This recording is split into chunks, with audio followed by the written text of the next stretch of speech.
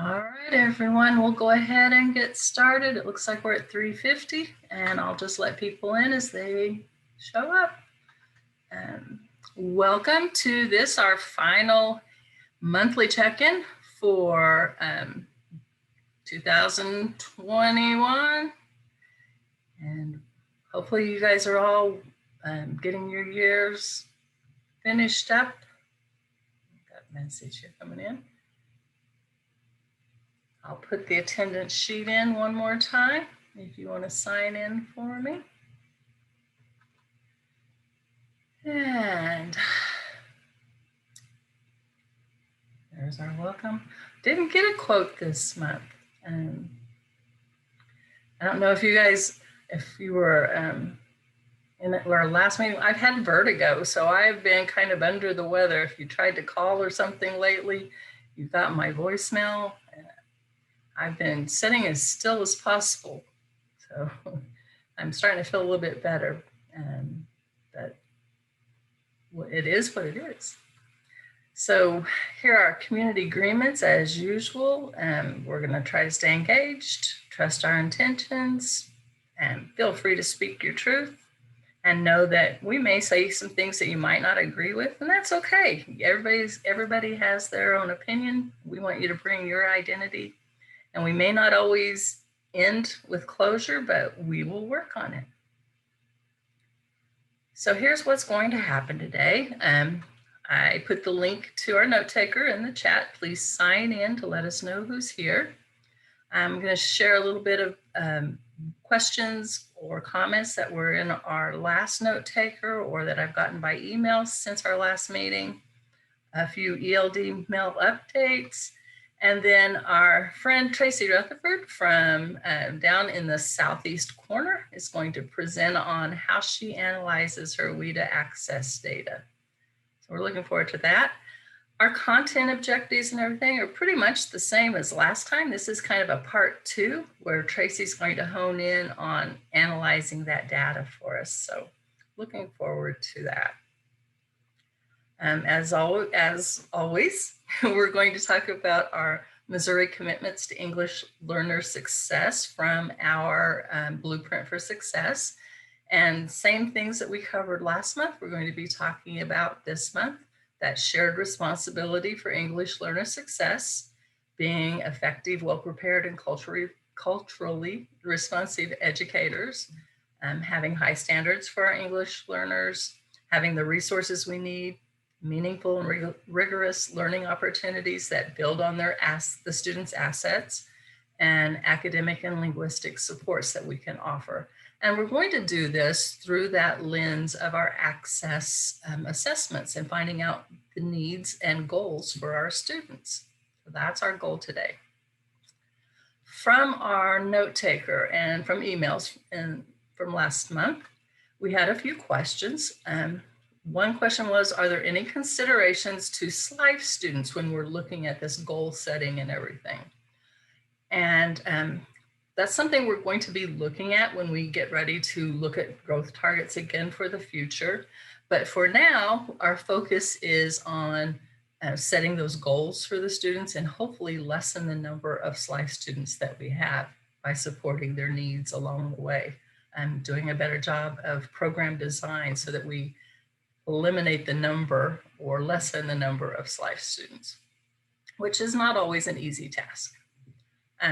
The next question was, in the slides, there was, we didn't use the DESE growth green charts, and they were asking why. And those numbers were from several years ago, and they may be reset in the near future. We're going to look at them as we move forward. They've been utilized by DESE for a number of years now. For our accountability calculations. But the schools can use anything they want for determining growth within their schools. So you don't have to use our growth indicator for setting your goals in your school district or within your one school. There are some districts that are new to EL, and that was the reason that we did the activities that we did last time. We want to make sure that everyone understands the access scores and what you can do with them. And don't just look at them, send them to parents, and then put them in a drawer. We want you to start working on setting goals and using that, because I think I said this last time, I was guilty of that when I first started out in ESL. I would get their score reports, I would look them over and put them by levels and classes, and then I would make a copy and send it home to parents and then file it. And I really didn't use the data the way I should. Lesson learned. So that's something that we want to help you learn way ahead of time so that you'll be prepared for using that data. All right. The next question was about the 4.7. There was a statement on one of the slides that said a score of 4.7 always means the student counts as meeting progress. And what that meant was once they get to 4.7, they've attained proficiency, so they won't be on your chart in the future. So in a sense, they have met their goal because they're no longer an ESL student. And that was what that statement was intending to say. And we'll discuss that more today a little bit. All right. I don't know how, that's not in the right place. Okay. The next thing we're going to do is go to our mail specialist. Rob, you weren't at the end of our meeting. Did you have anything that you want to share for the summer? No. No. I'm going to present at the Cambio de Colores conference in Wonderful. June, and I'm expecting a little baby girl in July, and so that's going to take up most of my summer, I think. I am sure, yes. So, no, not a whole lot. Sorry. Okay. It's pretty much the same for all of our presenters. For all of our mail specialists, we don't have many programs going on through our mail offices over the summer months. They're doing some special projects, but nothing that's really to bring you in. Going out to you probably in more cases. So I'm going to turn this over to Tracy and let her get started telling us about how she analyzes her WIDA access data. And Tracy's got allergies and a little bit of a voice problem, but I'm sure she's going to do a great job. So I'm going to mute myself and let you take over, Tracy. All right. Are you going to be advancing the slides? I can do that for you. Yes, ma'am. Okay. Well, all right. Oh, do I have access to do that? Only if we change and let you put yours up, so I can do it. Just tell me when. Okay. All right. So I'll be telling you guys how I take my WIDA access data and then analyze it and what I actually do with it after I've analyzed it. All right, you can go to the next one. So I work in Cape Girardeau Public Schools, and I work at 2 different buildings. I have not done much of the data analysis with Blanchard because this was my first year to work at that building. But I've worked at Clippard now for several years. And so I have been looking at their data over all of those years. And that's kind of what I've used to show you this presentation. My very first step is to do all of the math. And so for the first step, you can go to the next one. I created, oh, I do have a good quote on here. If we have data, let's look at data. If all we have are opinions, let's go with mine. I have seen things like that happen before in education. I'm sure we all have, where, you know, a classroom teacher or somebody has a specific idea where they think that child should be, or what deficit they think that kid has, or whatever, and they want to go solely make a decision on that opinion. But that is just an opinion. That's why I use this type of data, or my team does, to look at students individually and see what their needs are. So I have a Google Sheet, and there's a link to it. If you click on Google Sheet, it will take you to that. And I enter all the scores in that Google Sheet. So then I determine if that student has met an average proficiency level growth for the state of Missouri. Now, however, as Cammie was saying, those are sheets from 2018 and they've not been updated, but those are the only ones I have. So those are the ones I've been using so far. If there were updated ones, I mean, obviously I would use those, but you can go ahead and go to the next one.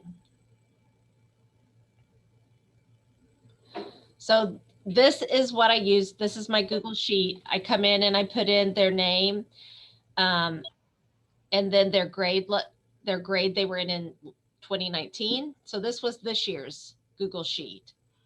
And I could just make a copy of that and use it for every year, or I can add to this one. I put in their proficiency level score, their scale score for the previous year. And then I put in their proficiency level score and scale score for the current year. This would have been last year's. And then it calculates their growth for proficiency level in column G, and it calculates their scale score growth in column I. I put in H what the expected proficiency level growth is based on where they started and what grade level they're at. And again, I get that from that 2018 document. All right, so let's go to the next one. So this is a short video that just kind of shows me using this. It shows how it calculates it. It doesn't put in the expected PL growth though. You wouldn't have to show that if you didn't want to.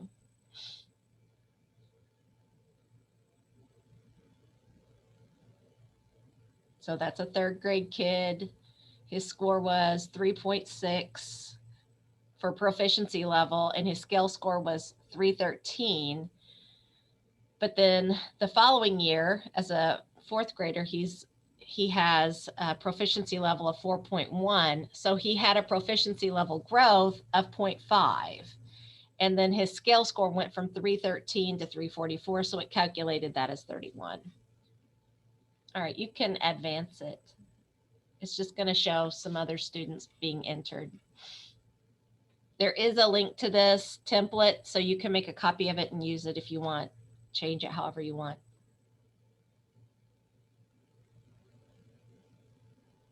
So this is the sheet that I look at to see if they're making what in 2018 Missouri felt was the type of growth they should make.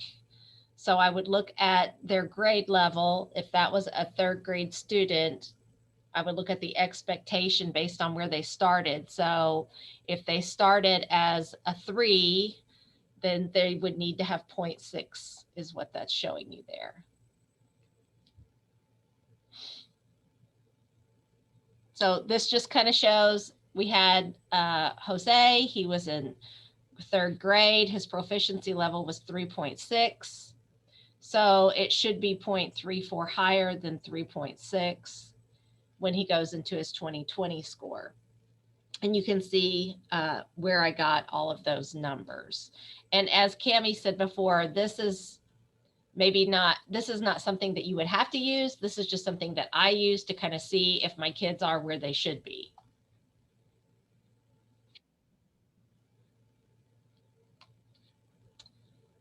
All right, and then I go in and I put what the expected growth would be, and then I put a yes or no, did they meet the proficiency level growth for the state of Missouri?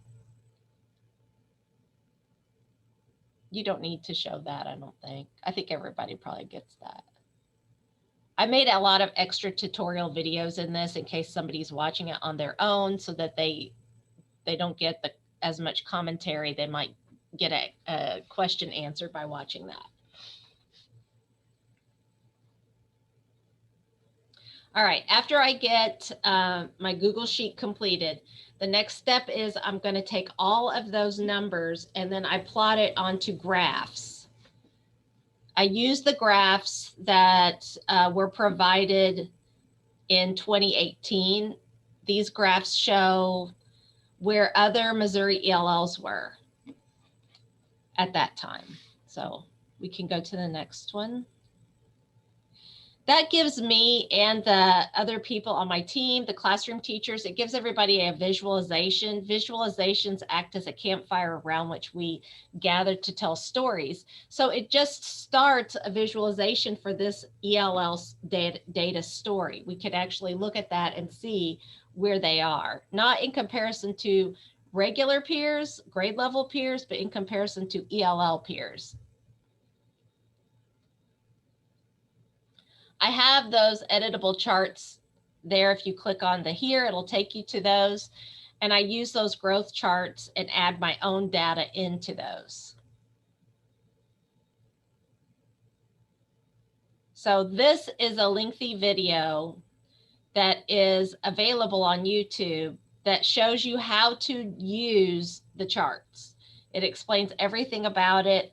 I actually include this video when I share the information for our students with my classroom teachers and my administrators. I share this video because I feel like they need to know what they're looking at before they look at those charts. And this is a very good explanation of it.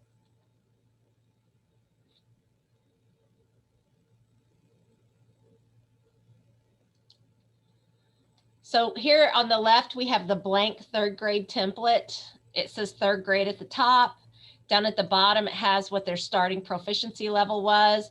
Over on the left-hand side, it has how much growth they had over the time. And then you have these lines already on here. The top one, those are the highest scoring students in the state of Missouri in 2018. Then you have third quartile is the yellow line.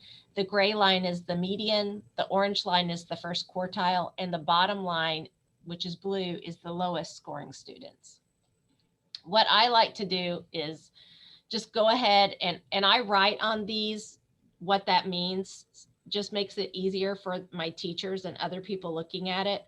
I write on the lines what they stand for, and then I go down at the bottom and I write the initials of each student, and then I put what their starting proficiency level was, an arrow, and how much growth they had. And then like this one student on here, WS, it just said not applicable because that student came during that year. So there was he had no other scores for us to use to make any kind of growth estimate. So I explained that as well. If I have any students who also are qualifying special education students, I usually put an asterisk by their name. That way, you know, if an administrator or someone's looking at that and they want to know why I have students that are close to the lower scoring students, that gives us an explanation.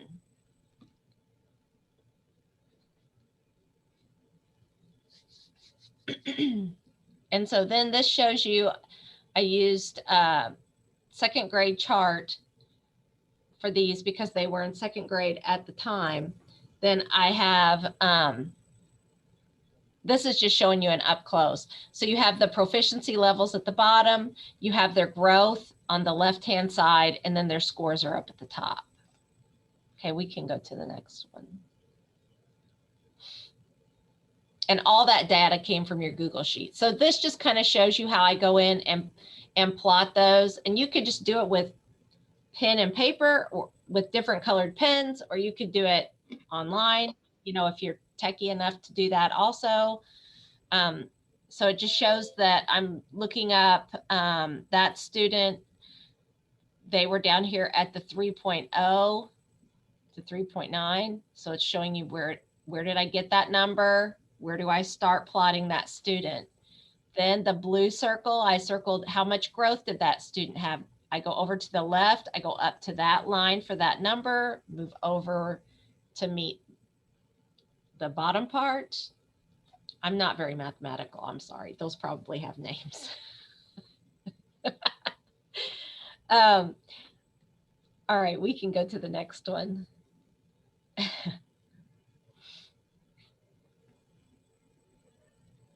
That's just a video showing me plot the entire class, just going in and putting the dots in there to do it without doing it, you know, by hand.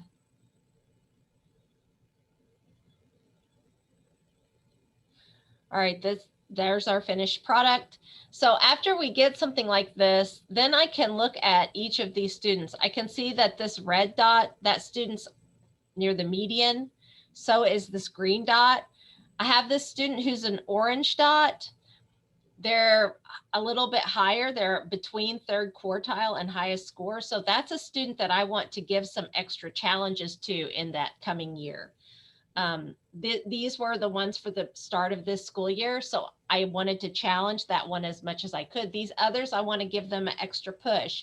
Then this one down here at the bottom, as I said before, that student is intellectually disabled, but I still want to try to get her as high up as I can, you know, by giving her whatever kinds of support that she needs. If I had a student that was not a qualifying special education student that was down in this area, that would be a red flag for me. I would know immediately there's something that I need to investigate further with that particular student.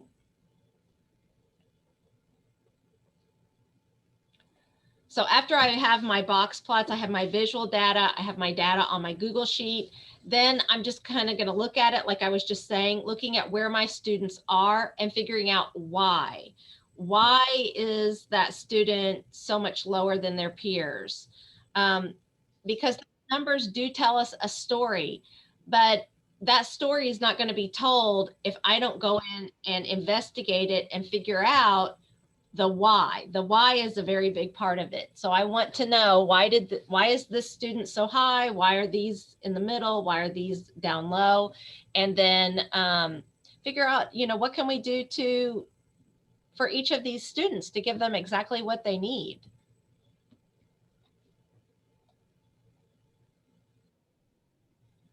So when I'm doing that, I'm looking at the box plot graphs. I'm looking at my Google Sheets. I'm determining if my ELLs performed average, above average, below average, and then figure out why I think that might have happened and come up with a plan. And that would be a goal for that student. I would want to share that goal with the classroom teachers, the rest of the ELL team, make a decision on, you know, how best could we meet that particular child's needs.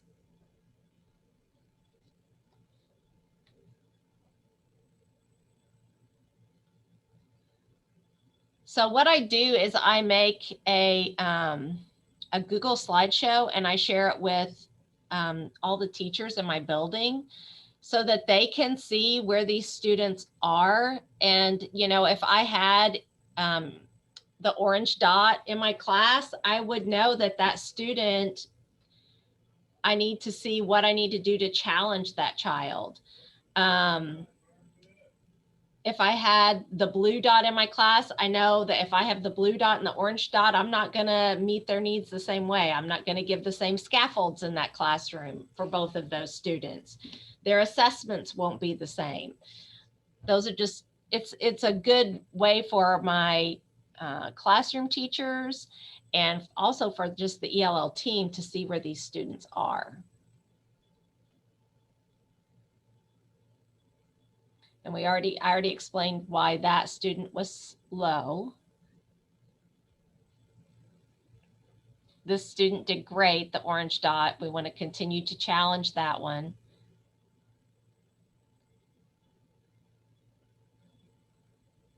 Okay, then I decide any student where my why questioning doesn't come up with an answer that I'm really okay with, then I want to make a data portrait for that student.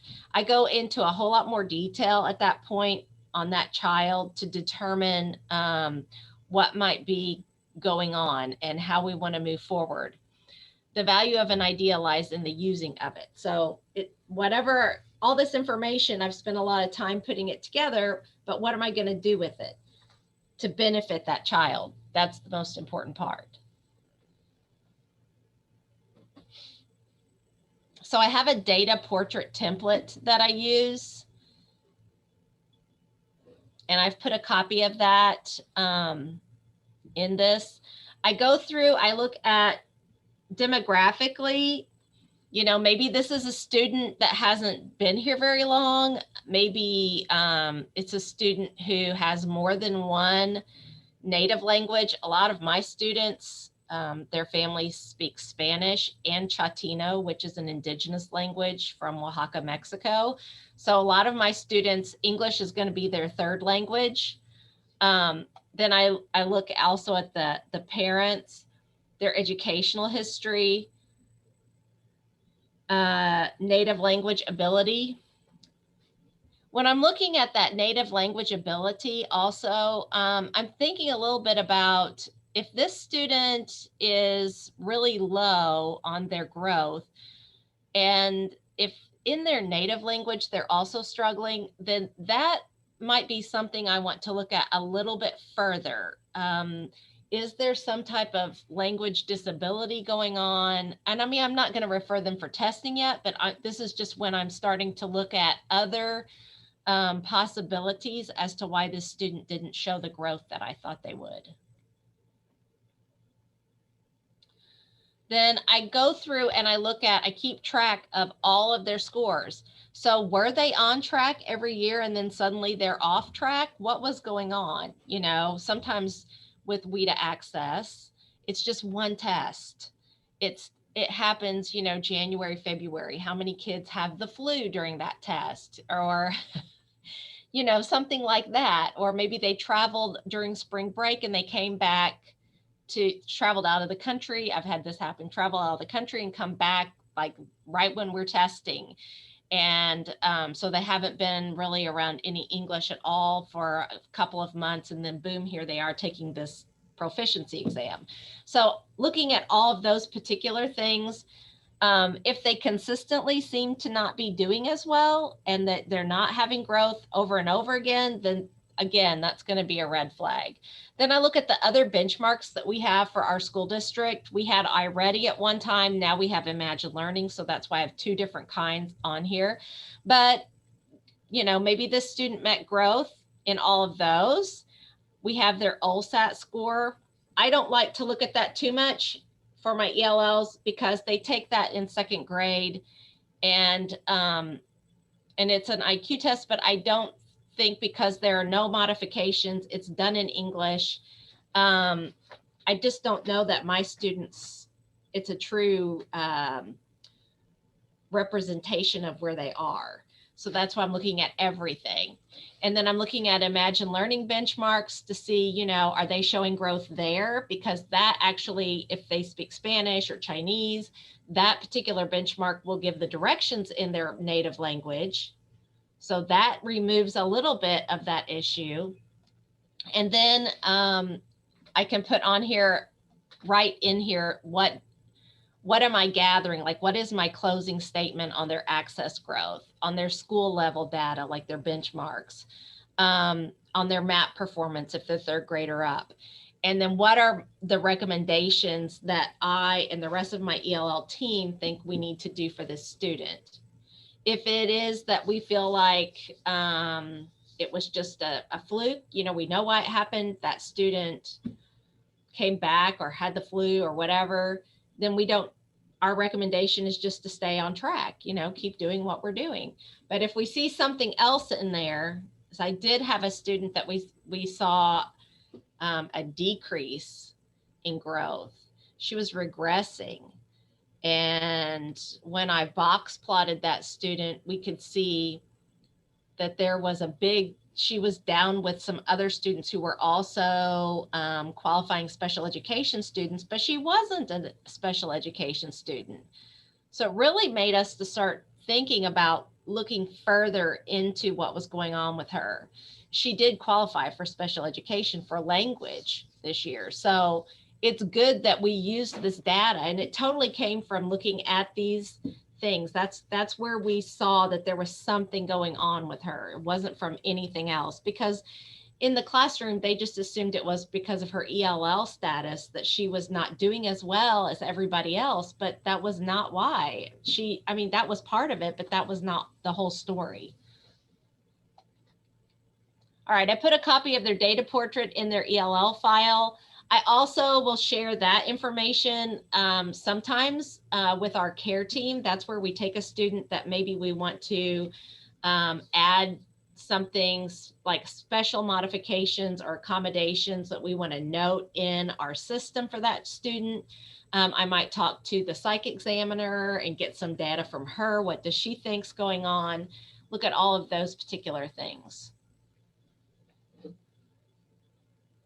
This is more information from the portrait. And then, like I said, I make a Google slideshow. It has all the grade levels because I send that out to all of our teachers, even the PE teacher, the art teacher, everybody gets a copy of that. They can see exactly where those students are that they're working with. And then that allows them to meet those students' needs so specifically and distinctly based on that information.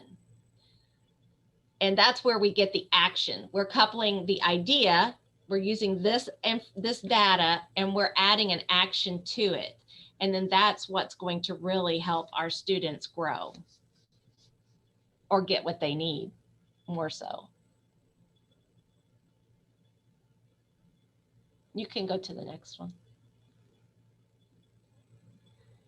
And then this is just a little video, kind of shows, I put some narrative on the left because I explain exactly what's going on. So I start out by telling them that, you know, we don't want to compare and contrast our students with their grade level peers. It's not really a fair judgment. We want to look at them compared and contrasted with other ELLs in our state, and look at also their growth, not just where they are, but have they been growing each year? If they have, that's good.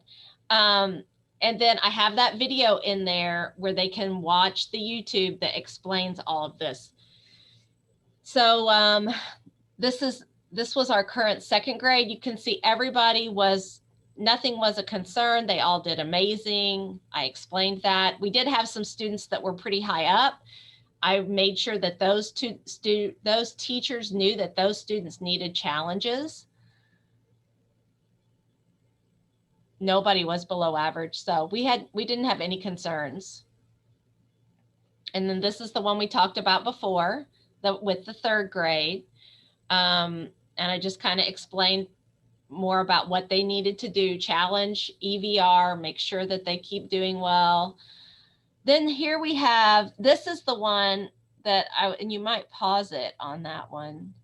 This is the one that we were talking about, where the student was it was the green dot down here.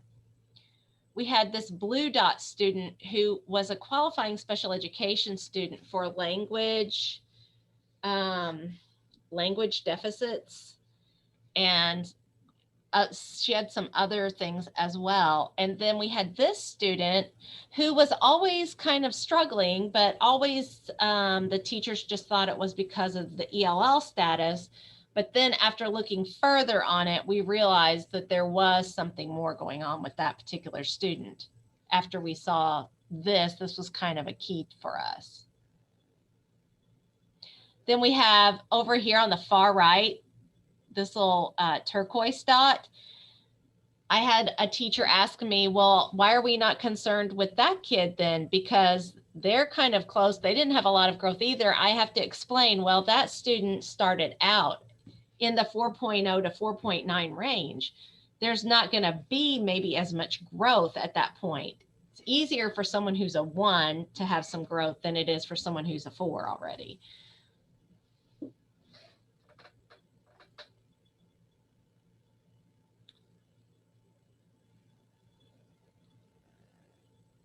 Okay, it just kind of explains, just more narrative, what I give for them, for the teachers, so that they can see how to work with those students.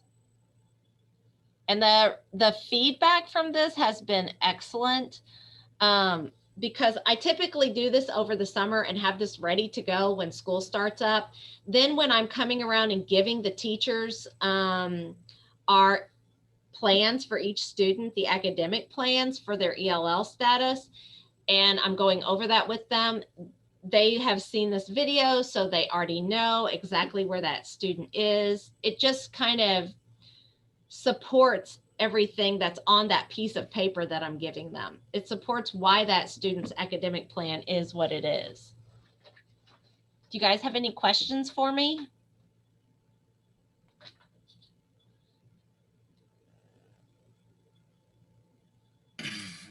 Cami and Tracy, I have a question. And I don't know how to word my question exactly. So Tracy, I'm familiar with the line charts that you use. And I like that tool for plotting kids who show growth in their scale scores. So my question is, so recently Cami and I did a workshop where we used the WIDA now has some kind of graphs that are very similar to the line charts. Basically, you can see kind of typical scale score growth. I see in the upper grades, the 9th through 12th in particular, it's something like, I don't know, it's almost like half of students have like negative growth, meaning they regressed in their scale score. So I guess, Tracy, one thing is, I don't know, I want to ask, with your older students, do you see more students who maybe go backwards in scale score? And Cami, maybe also, is that, I don't know, what should we make about this? So first of all, I kind of feel like we shouldn't overreact to one data point and we should do a couple years. But also, I myself have kind of plotted and seen that younger kids, I feel pretty good about how they're doing on my plotting, and my older students, I'll see like, you know, a third of the class actually went backwards in their scale scores. And how alarmed should I be about that? As if I was an EL coordinator, should I totally change my method of support for those students? Or should I say, hey, when students are hitting upper middle school, high school, maybe it's just more, I don't know, that they're not taking the test as seriously, or I don't know. I don't know if that's I'm not working with anything other than elementary ELL, and I haven't ever, so I'm not going to be a great person to answer this question. Although I did teach at the secondary level for 22 years before I started doing ELL. And I really think that I don't think you can compare this elementary growth to a junior high or high school amount of growth.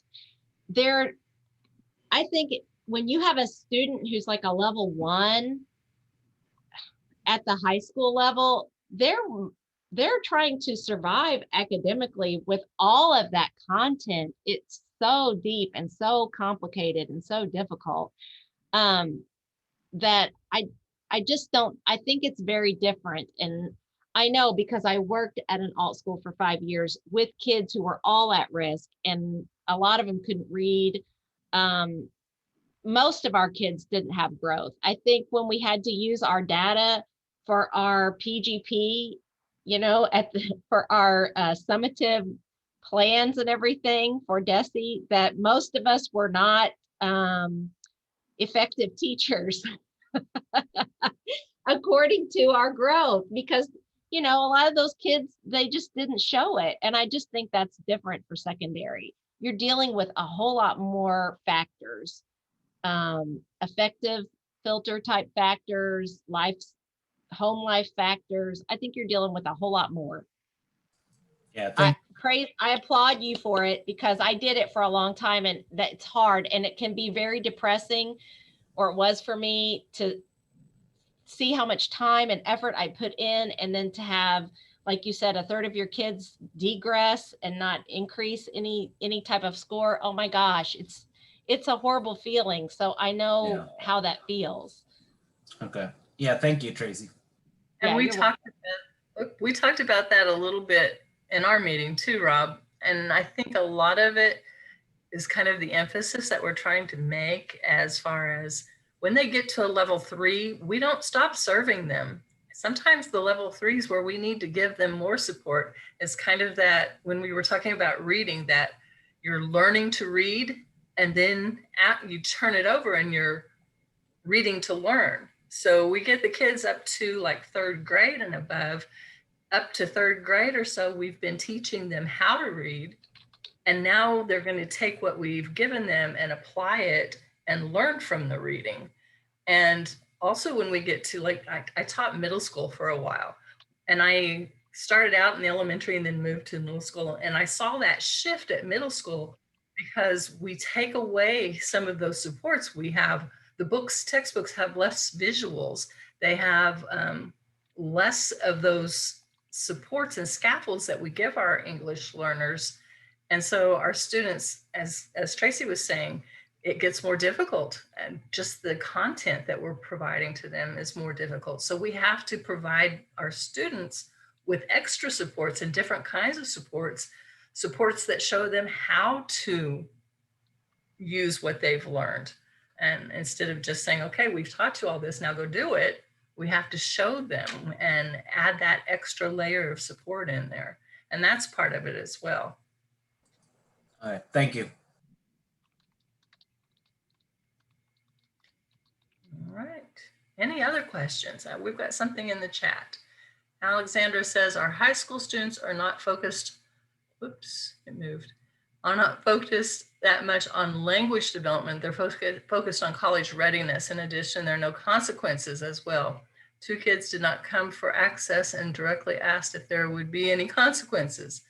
Yep, you can't exit if you don't take a test. And Tracy replied, yeah, I sympathize with that. I think there's just, like I said to Rob, there's so many other factors. I mean, you might have students who are working, they're right. working, they may get home late at night. Some of them might be parents in addition to students. They have so many other hindrances. And then you also have those students who are just apathetic toward the test, toward school in general. I think that's where, like Cammie was saying, then that may be a part of their academic plan. When you figure out the why is this kid not progressing? I think you can look at, well, is it because they're working until 11 o'clock at night at McDonald's? You know, is it because they just hate school? And then what can you do to support that? Because no student is going to really be a lost cause. There's always something that you can do. Now, are you going to save them all? Absolutely not. I mean, I did learn that when I worked at the alt school. I tried to just make it every year to focus on 1 or 2 kids. And if I could get those 1 or 2 kids to have you know, a lot of growth and progress, and it might be behavioral, it might be academic, whatever, then I felt like that was a success. Never tried to look at data to have all of them or even half of them to improve. And then we've got those few students who love their ESL teachers so much that they don't do well on the test so they can stay in ESL. Yes, that happens too. That does happen every now and then. That's where portfolios are really good to have on hand to say, oh no, you're ready to go. Mm-hmm. Yeah. Sandra says the weight of high school ELs is much greater, but we often staff the elementariness better or equally. That's true. I agree with that. And I had this discussion with someone just the other day. They were saying they have a para, where should they put them? And I brought up the point, you know, in the elementary schools, a lot of times there are paras that work in the classrooms, but when you get up to high school and middle school, we don't have very many of those in our classrooms every day. So if you have a para that's available and you're choosing between elementary and high school or middle school, you want to look, is your elementary school already full of paras that you could maybe offer some training to so that they know how to better work, even since they're already in the classrooms, and then let that other para go and work with the upper grades where they don't have that support. So you have to look at those options as well. And Tracy, I liked what you said about how when you were teaching at alt school, you know, your thoughts about you're not going to give up on the kiddos. But another thing that I want to mention too is another thing I like that you are doing is that you are within your building sharing all the data with everybody, every teacher that comes in contact with your students. And I think that if that also, no matter how grim the data might look, people even in high school need to take a look and see this is where the student scored on this one test. Because then there might be some good conversation around, well, in my class, they are really active and they perform for me or whatever. And then we can get to the bottom of how can we help a kid. So even though it may start out looking like everybody's regressing, if we have some conversation around what's happening and try to think about some solutions, and maybe they're not really good solutions, but at least we've had a conversation about how can we best serve that student, no matter what age they are. Yeah, and I think too, whenever you send that to everyone and they see that, and if they see that that student is maybe lower than expected, but they're doing great in their class, maybe then if you're talking about college readiness, then that might be a strength for that child. That might be something that they are passionate about or they're talented with. And so you want to hone in on that, I think, and make sure that that student knows, well, you're doing so great with this, maybe we need to pursue this more and figure out what you could do with their life plan, I think. And also I have teachers that, I don't have a perfect relationship with all my students. Some of them have a better relationship with me than others. And I think when you send this out to everyone, all of these kids have one teacher that's their favorite teacher that they have that good relationship with. When those teachers see this, they can talk with those kids about those scores, whether they're great or they're not great. And then they can, also help them. That's academic support, but it's, in a different way. Making them feel like they're cared about. That's really important. Mm-hmm. Those are some really good questions. Do you guys have any other ones? All right. Well, I guess we'll move on a little bit. Thank you so much, Tracy. That was wonderful. And as I said, I put all of Tracy's links in the chat, and these will also be, the recording will also be available, so you can go back and look at the videos. So let's look at a little bit about understanding the EL indicators. So this is that green chart that Tracy was talking about. And I also put in our note taker a chart that I developed that will tell you whether they met or didn't meet. So it had everything that you had, Tracy, but there's one more column that you can, it automatically tells you whether they meet or didn't meet, according to this chart. So this is what we use, this chart, to determine whether you meet your progress for our AYP. And it's computed pretty much the same way as what Tracy went through on her data sheet. We take 3 years growth. So we start with the first year and then 2 years further, so that you have 3 total years of testing. And so the student has to meet or not meet, and then we do a little math with it. Our chart runs through 21, 22, but we had recent conversation at DESE, and with everything that's going on, and since we had waivers last year and again this year, we aren't going to be computing AYP. And so next year, this current test data that we're going to have will be our baseline. So we're going to start at 0 again. The nice thing about that is in the next year, our students are all going to show progress, or should all show progress and look really good. So this chart is going to have to be redone, and we're going to revisit the numbers on our green chart. And I think I mentioned last time that Drew has been calculating data to come up with a more accurate data set. When we get the information from WIDA, it comes in a long, large spreadsheet. It doesn't have any student names. It has student numbers and grade level.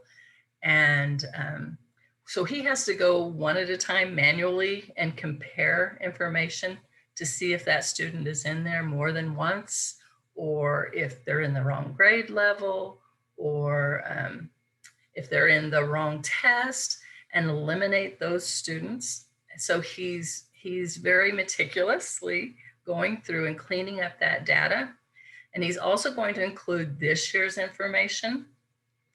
And when he's finished, we'll have 5 years of very accurate information to go back through and look at to help us if we want to revisit this information on the chart. So we're hoping to have a much better picture of where we are in Missouri, because we have from WIDA the charts, the band charts that tell what our growth looks like, but they're not totally accurate because of those students that have misinformation. So hopefully we'll have a cleaner picture when he's finished with that, and that will give us something to work on. And we're hoping to bring some teachers in to help us to figure this data and what we want to look like in the future.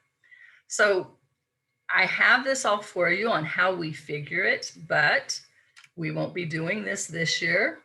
And it will be the end of next year before we have 2 years data where we can figure 2 years, but we have to have 3 years.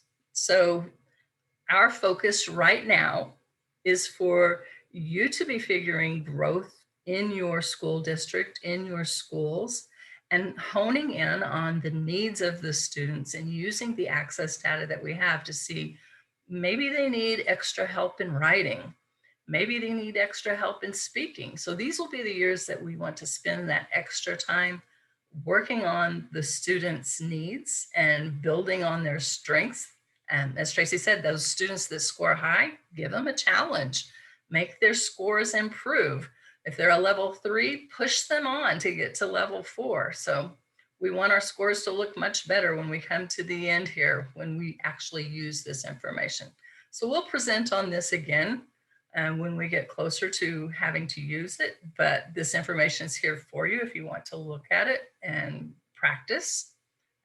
I also have a video that I'll put in our note taker as well that you can use to practice if you'd like to. But as I said, you can use whatever form you want in your district to track student growth, but we'd like for that to be your emphasis this year and the beginning of next year.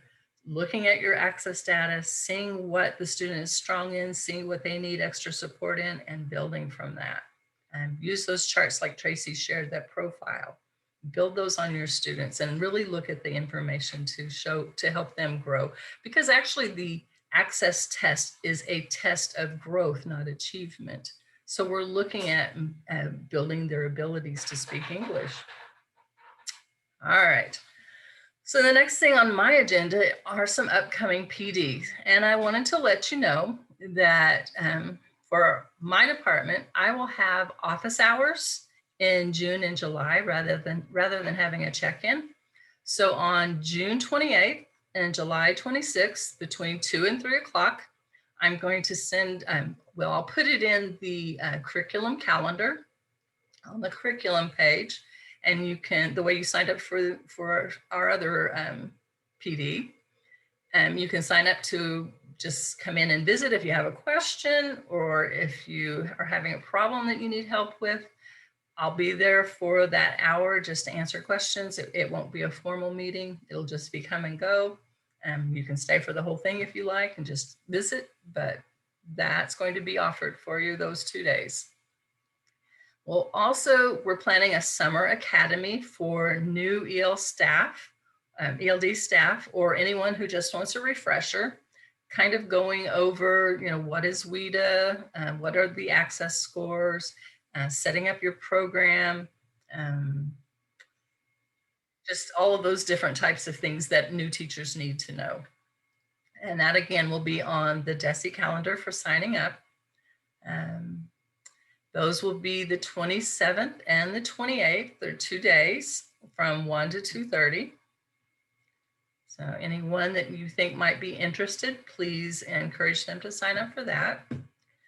And then DESE content areas, we are doing an integrated workshop this summer for Science, social studies, and ELA and myself, we're all going to work together to present an integrated lesson. And there we have guest speakers coming in to telling about how they set up their classroom for student success. And that's July 29th from 9 to 2:30. It will be a group meeting in the morning, and then we'll break for lunch, and then we'll come back and they'll split up by content area and discuss what we talked about in the morning and how we can further that. So that's the 29th. And then I spoke today with the WIDA representatives, and they are offering us a WIDA kindergarten screener workshop that will actually take you through the screener. It's kind of like hands-on virtual. So they're going to show you the parts. They're going to show you how to use each part. So it's like actually giving the test, and you'll get to watch through that. They're going to talk about how to handle the materials, how to maybe store them, and those types of things. And it's a one-day session. It'll be early August, and we haven't quite set the date yet. That was today's discussion. So that's coming this summer. And then we'll continue these EL check-ins next year. And they're recording and posting them because I know there are a lot of our districts who aren't able to travel to our sessions and have really appreciated this. So we plan to keep that going. They'll again be on the fourth Monday at about 3:45. Again, we will have no December meeting because that falls right at Christmas. And one of our meetings will start a little bit earlier because WIDA has agreed to do their opening session of one of the workshops. We aren't going to do the self-paced because we had not enough participation.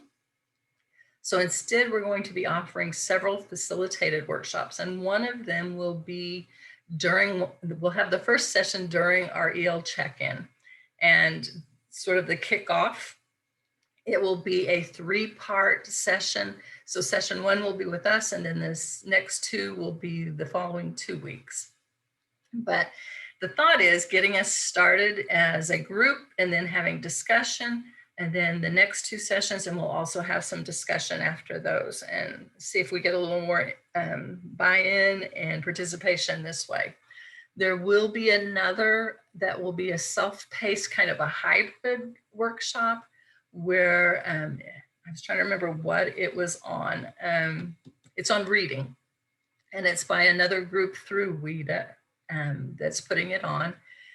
It's a hybrid model, so they'll meet with everyone that wants to participate early in September, and then the sessions last for 15 weeks. They're self-paced, and at the end of the 15 weeks, you get together and have kind of a wrap-up. During the 15 weeks, you have check-ins, and they have like discussion boards and things like that, but it's furthering reading with your students. So that's another offering that we'll have this coming year. So a lot of things in the works. As I said, we also have Missouri Writing Project. I believe in September, they're going to present for us, September or October. So they'll do one of our sessions for us next year as well. So that's what's in the plans. And again, you can find all of this on the calendar on the curriculum page at DESE. And you can do all the signing up for the sessions there. All right. That's the end of my part. And again, any questions that you have, please make sure this is on your note taker. If you'll do an evaluation, I would appreciate it. And you can always contact me anytime by phone or by email or through Edmodo. I answer the questions there as quickly as I can as well. But again, if you have any questions, this is when we'll let you visit or ask anything, or just if you want to have any discussion about any topic, feel free to unmute.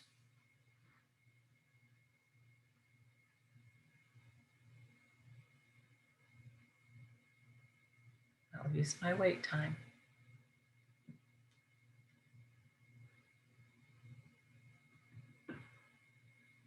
Tracy, thank you for presenting. It was great. I appreciate it. My pleasure. Thank Again, all of her resources are in our note taker. I included some additional ones. Jan gave one to us in Edmodo, and I put that on. It's one of the first links in the additional resources. I agree, Rob. Everyone have a great summer. I really appreciate everything you've done this year. And one thing that also for next year, I'm planning to send out a newsletter quarterly. So be looking for that. I want to highlight some of the great things that are going on in your schools and some of our great ESL teachers, because we don't get enough recognition and we're pretty great people. So I want to recognize some of you. So I have my mail people, they're going to be watching for wonderful things that are going on. But if you have something you want highlighted, you're more than welcome to send that to me as well. I'd like to recognize you and recognize your schools. So that's something in the works as well. I'm trying to get email addresses for all ESL teachers in the state. And I sent out a teacher appreciation email during Teacher Appreciation Week. And I got a lot of bounce back from some of the emails in certain districts. So if you didn't get an email from me during Teacher Appreciation Week, send me an email so I have your email address.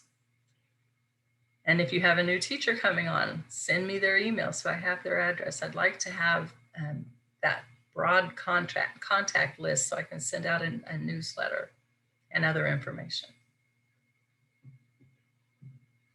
I'll stop talking again.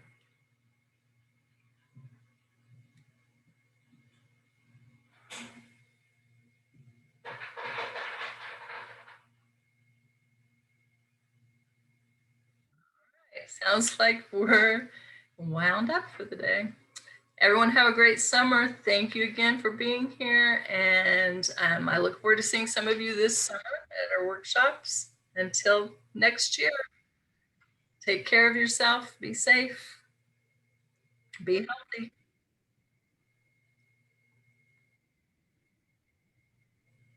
Thank you.